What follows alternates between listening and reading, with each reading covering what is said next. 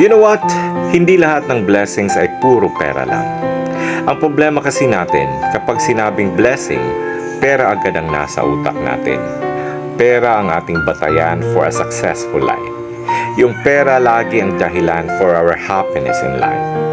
Oo naman, di ba? Kasi naggagawa natin lahat ng gusto natin dahil sa pera. Pero alam mo, magkaiba ang happiness at ang joy. Kasi ang happiness always requires happiness para magiging happy ka. Like for example, inaantay mo lagi ang sweldo para may pera ka. Kumain, bumili ng gusto mo, makagala kasama ang kaibigan at uminom. And after that, mag-aantay ka na naman sa susunod na sweldo kasi ubos na ang pera mo. Feeling empty na naman ang pakiramdam mo. Samantalang yung joy, iba. Kasi it's a state of being.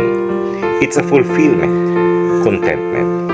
Andyan yung blessing ng buhay, buo ang pamilya, walang mga sakit, may iilan pero totoong kaibigan, bagong mga opportunities at memories in life. And that's life, more than just money. Kaya, be grateful to God. Good morning!